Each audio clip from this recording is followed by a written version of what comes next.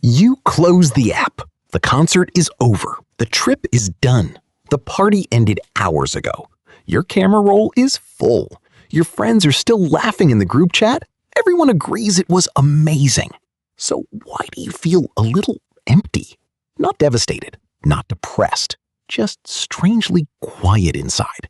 Like the fun left a shadow. It happens after birthdays, after vacations, after weddings, after holidays, after a perfect night out that should have made you feel lighter. You wanted joy. You got it. And somehow, on the other side of it, there is a sadness you did not invite. Here is where it gets strange. Sometimes fun makes us sad because it works. Because for a moment, life becomes exactly what we wish it could be. Bright, connected, easy, alive. And then it ends. The room goes back to normal. The suitcase goes back in the closet. The wristband gets cut off. The highway takes you home. The phone screen dims. And the mind notices the gap, not between happiness and sadness, but between the world you briefly entered and the world you have to return to. This is why the sadness after fun can feel so confusing. It does not arrive like pain. It arrives like silence. The silence after noise. The ordinary after magic. The Monday after a weekend that felt like another life. Psychologists sometimes talk about emotional contrast. The brain does not experience feelings in isolation. It compares them. A room feels darker after bright sunlight. Silence feels louder after music. A regular day feels flatter after a day filled with novelty, laughter, and attention. So after fun, life may not actually be worse. It may simply be less intense. But the nervous system reads that drop as loss. And suddenly, the leftover pizza, the messy kitchen, the unread emails, the laundry in the corner, all feel heavier than they did before. Not because they changed, because you did. For a few hours, you were lifted above the routine, and coming down can feel like falling. But the sadness is not only chemical, it is also personal. Fun often shows us the version of ourselves we miss. The relaxed self, the playful self, the self that says yes before overthinking, the self that dances badly and does not care, the self that laughs without checking the time.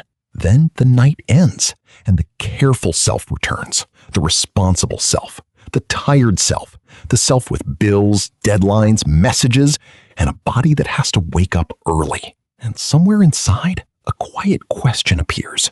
Where does that other person go? The answer is uncomfortable. They were never gone. They were buried under function. This is why fun can hurt a little.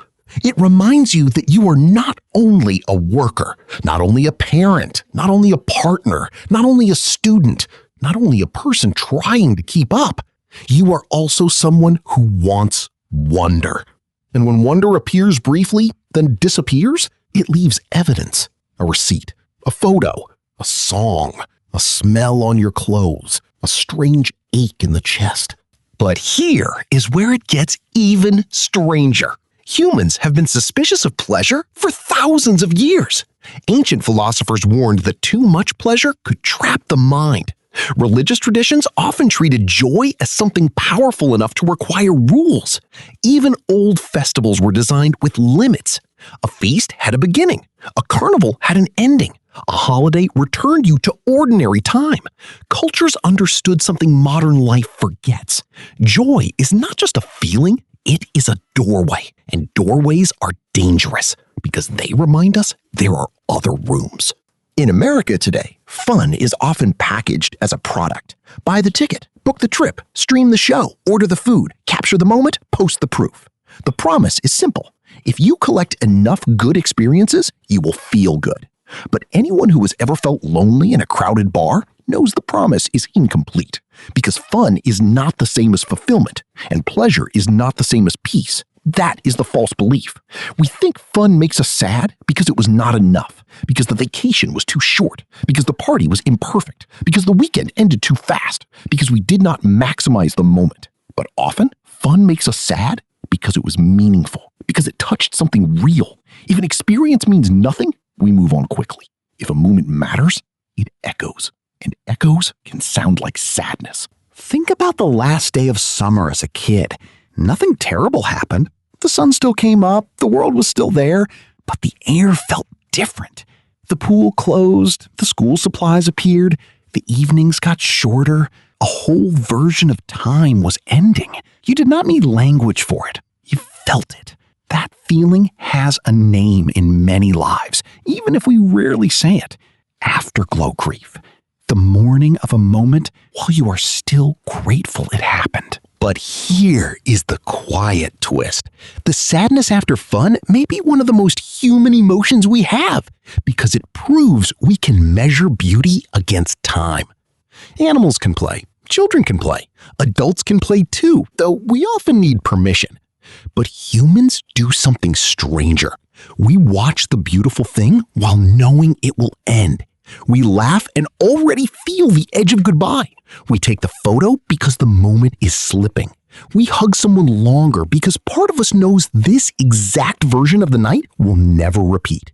Fun becomes sad when the mind sees time moving through it. That is why the drive home can feel more emotional than the event itself. During the event, you are inside the moment. Afterward, you become its witness. You replay it. You arrange it. You wonder if you appreciated it enough. You feel the distance growing by the minute, and memory begins its strange work. Memory does not preserve joy like a file in a folder. It edits, softens, brightens, cuts the boring parts, keeps the glance, the song, the lights, the laughter at the table. Then it hands the moment back to you, smaller but glowing. And because it glows, it hurts. This is why nostalgia can feel warm and painful at the same time.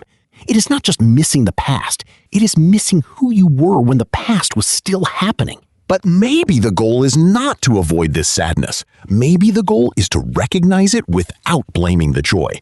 The sadness after fun is not proof that happiness is fake. It is not proof that life is disappointing. It is not proof that you are ungrateful. It may simply be the emotional shadow cast by something bright, a sign that your life still has rooms where you can feel awake. The problem begins when we try to outrun the drop. Another plan, another purchase, another scroll, another drink, another trip, another burst of stimulation to cover the quiet. Modern life sells us endless ways to avoid coming down. But coming down is where the meaning settles.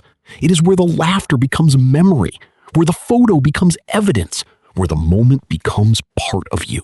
So the next time fun leaves you sad, do not rush to call it broken. Sit with the strange little ache. Let it tell you what mattered, who mattered, what version of yourself came alive, what your ordinary days may be starving for. Because sometimes sadness is not the opposite of joy. Sometimes it is joy, realizing it cannot stay forever. And maybe that is what makes beautiful moments beautiful in the first place. They visit, they vanish, they leave us changed.